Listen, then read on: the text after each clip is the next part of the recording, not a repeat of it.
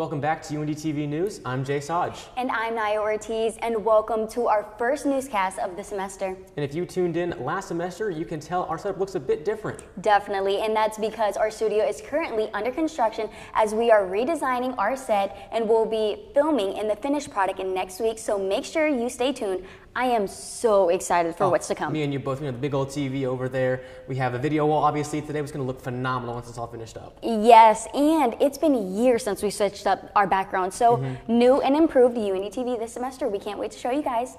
And moving on to more pressing matters, the first and potentially only presidential debate between Kamala Harris and Donald Trump aired on ABC News Tuesday night. When Vice President Harris and former President Trump walked onto the stage in Philadelphia, it was the first time they'd met in person. Harris set the tone by walking across the 6 feet separating her podium from Trump's and reaching out for a handshake. From there, a contentious debate kicked off, with the two debating over inflation, abortion, immigration, and foreign policy as they try to make their case to voters with less than 2 months until Election Day. It's still unclear if the two will debate again before the presidential election. VP Harris said immediately after Tuesday's debate that she is on board for a second one. Trump, however, has said he does not know if he wants to participate in another debate. For a deeper dive into the debate, tune into Policy Matters on UINDY TV every Tuesday at 10 a.m. 14-year-old student Colt Gray has been charged with 4 counts of murder for using a semi-automatic assault-style rifle. His attack killed 2 students and 2 teachers on Wednesday at Appalachia High School in Winder, just outside Atlanta. Along with Gray's arrest, they arrested his father for allowing his son to have a weapon. Gray and his father faced the courtroom on Friday with back-to-back hearings. And a panic alarm system that was triggered during the shooting at Georgia High School likely saved many lives that day. This system had lockdown warnings flash on classroom screens as gunshots rang out. This prompted students and teachers to lock the doors and do the safety procedures taught. At the same time, alerts were automatically went out to law enforcement officers. They responded within minutes and ended the shooting. The protocols put in place at this school prevented it from being a much larger tragedy. All high school teachers at this school wear ID badges with their photos and panic buttons. If they repeatedly press the button, it will notify authorities about an active situation. When the button is pressed 4 times, school resource officers and administrators are contacted. If pressed 8 times, the sheriff's office is notified. The panic alert system had only been in place at that school for a shocking just a week. This system is made by the company Syndicix, who are advocates for Alyssa's Law, which has been passed in 7 states and introduced to 9 others. In early August, 2 women came forward reporting to have been sexually harassed under Joe Hogsett administration years ago. The mayor is now beginning to require new training for all of his staff. Hogsett has also extended efforts into hiring an outside law firm to investigate current allegations within his administration. This is following the accusation on the former Annapolis Deputy Mayor Thomas Cook and accusations of Mayor Joe Hogsett for not doing enough for their employees in these serious matters. Hogsett has said that he is focusing on supporting his staff at this time, but his efforts are being seen as only doing the, quote, bare minimum, as stated by Lauren Roberts. Roberts is one of the women to originally bring disturbing allegations to the public. And let's head to the center of the UINDY campus with our field reporter, Levi Alt, who has the 9/11 memorial coverage. 23 years ago, on September the 11th, 2001, our nation suffered a brutal attack at the hands of the terrorist organization known as Al-Qaeda. Their leader, Osama bin Laden, orchestrated the death of over 2,500 American citizens and the destruction of America's most cherished symbols, the World Trade Center and the Pentagon, which symbolize America's economic and military might. They also aimed to destroy the symbols of our sacred democracy, the capital of the United States of America.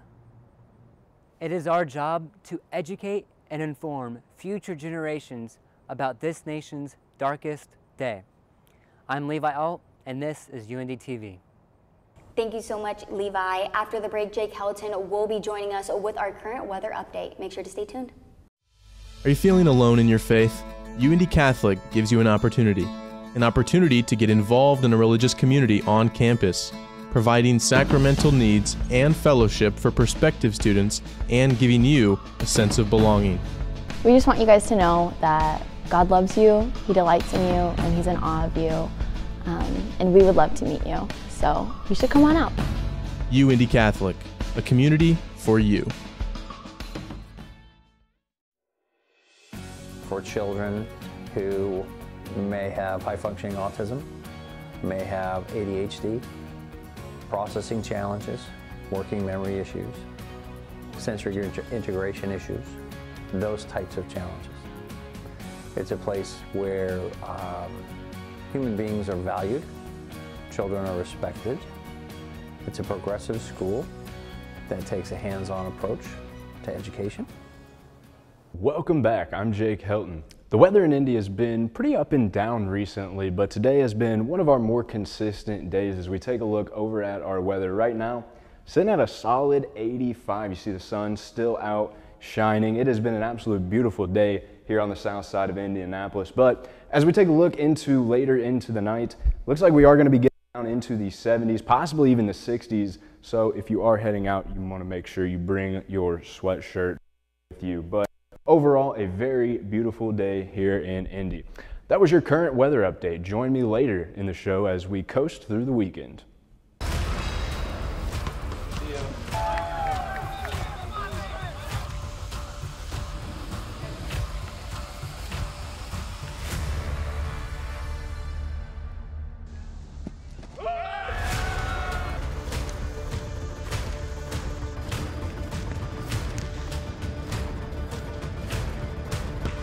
We'll leave it to our actual athletes.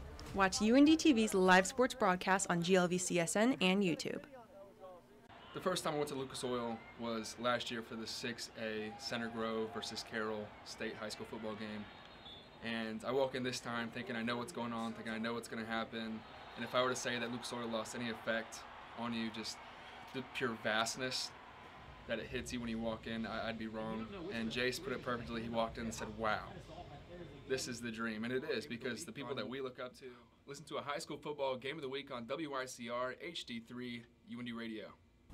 And welcome back. Human remains discovered in Indiana in 1993 have been identified as those of a South Carolina native, finally resolving a decades-old mystery. The remains were found near Indianapolis but went unidentified for nearly 30 years. Recent advances in DNA technology allowed investigators to match the remains to a man who had been reported missing from South Carolina around the same time. Authorities have not yet released the man's name as they are still notifying his family. The circumstances of his death remain unclear, and the case is now being investigated as a possible homicide. For the man's family, this identification brings some definite closure after years of uncertainty. However, many questions remain about how and why he ended up in Indiana. Community Catalyst is launching a voting campaign to engage people affected by medical debt. The I Am a Medical Debt Voter initiative will feature ads, digital organizing, and in-person events in key battleground states. The campaign has stories of those impacted by medical debt and provides resources. With an estimated 100 million Americans affected, organizers believe this group could influence the election. Medical debt relief is gaining attention, with Harris's campaign promising to help erase billions in debt. A recent poll shows that half of Americans support government action on medical debt relief. Student absence rates have become alarmingly high in the past few years. Since COVID, many students have been missing 18 or more days of school, which by the state of Indiana is considered to be, quote, chronically absent. The Department of Education released a statement last month where they reported that 17.8% of K-12 students, which is around 219,000 kids, were chronically absent during the most recent 23 to 24 school year. Policymakers struggle to find a solution for this ongoing issue. The final draft of the Senate Enrolled Act 282, which has been approved earlier this year, prompts school districts to take a tougher stance on student truancy. But ultimately, it is left up to the schools to introduce and enforce local policies. The act also mandates school districts to create and have a prevention policy, which should include referrals to counselors or other social services that can help prevent these absences. If you aren't sure if you should stick to shorts or pull your sweaters out of storage, Jake Helton has your weekend weather update up next.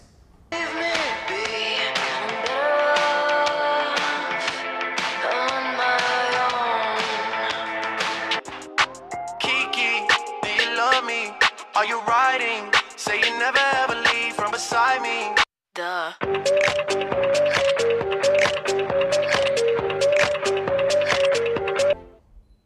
Welcome back. Depending on your weekend plans, the weather is looking pretty nice for some outside activities as we take a look Looking at Thursday, we're going to start off high in the 80s at 87, lows of 58. Not too hot, not too cold. But then we're going to get into the perfect weather, that little 75 to 85 zone. That's what I call the perfect weather zone. As we look into the weekend, there is a chance for rain Friday, Saturday, and Sunday. So make sure you have your umbrella unless you want to get a little bit soggy.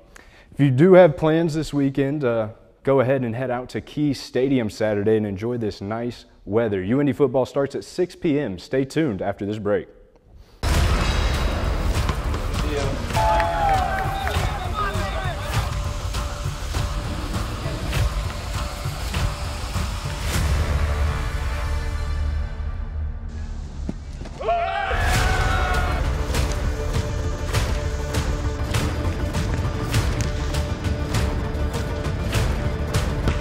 We'll leave it to our actual athletes. Watch UIndy TV's live sports broadcast on GLV CSN and YouTube. The first time I went to Lucas Oil was last year for the 6A Center Grove versus Carroll State High School football game. And I walk in this time thinking I know what's going on, thinking I know what's going to happen. And if I were to say that Lucas Oil lost any effect on you, just the pure vastness that it hits you when you walk in, I'd be wrong. And Jace put it perfectly. He walked in and said, wow, this is the dream. And it is, because the people that we look up to listen to a high school football game of the week on WICR HD3 UIndy Radio. A fatal plane crash in Anderson left no survivors. 4 Iowa natives attempted to land a single-engine plane this Friday at an airport near Anderson, but were told to reroute. The plane was seen nosediving into a cornfield and was registered to have 4 people in it under an unnamed company. Police responded to the incident and confirmed all passengers were dead at the scene.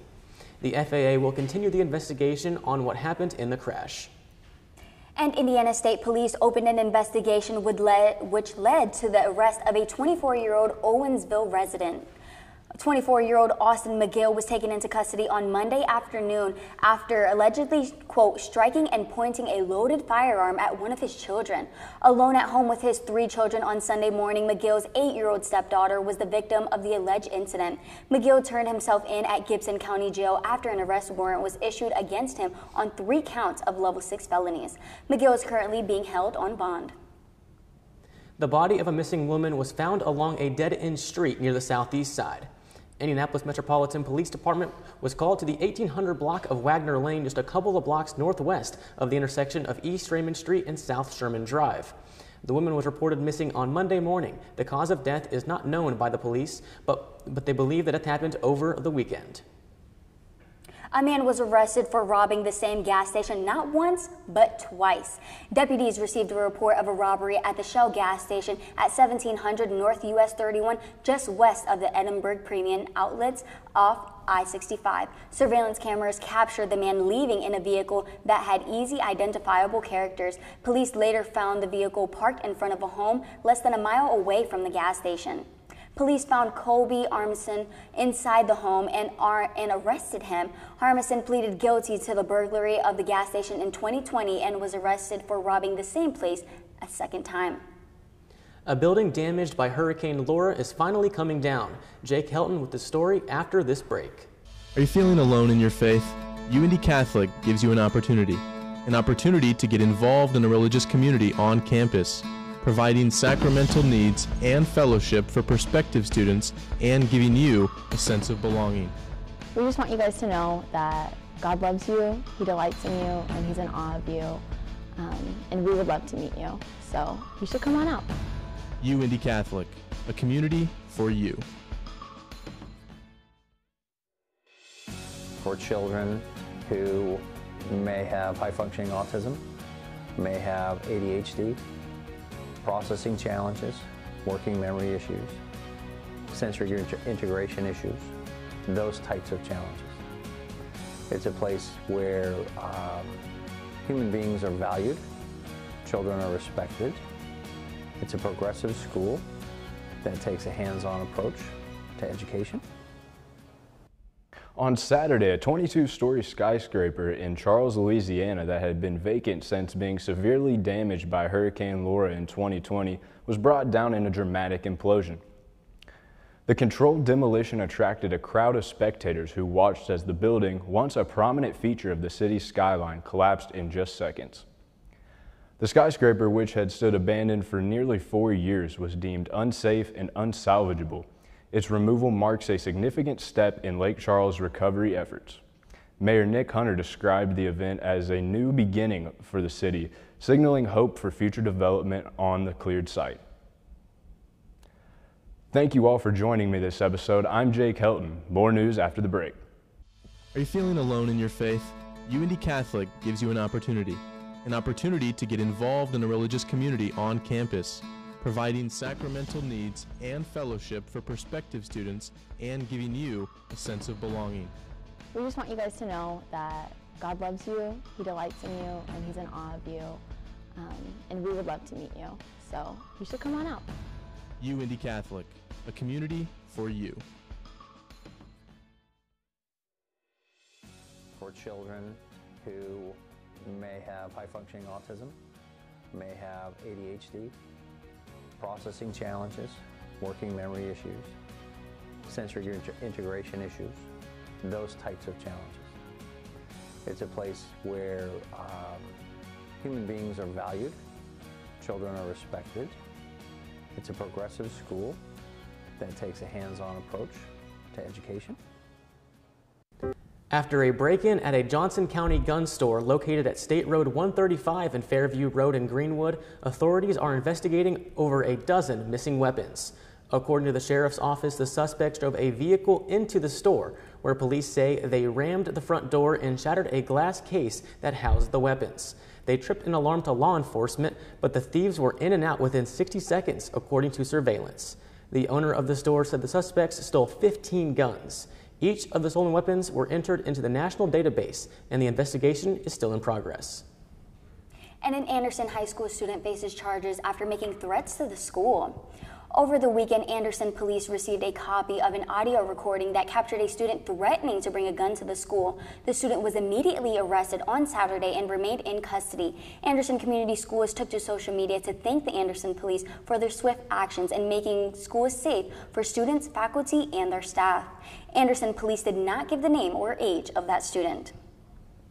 And although the air isn't quite too crisp right now, just this weekend it was feeling like fall, was it not? Oh, for sure. Definitely. And nothing brings fall in more than festivals, food, and family fun, of course.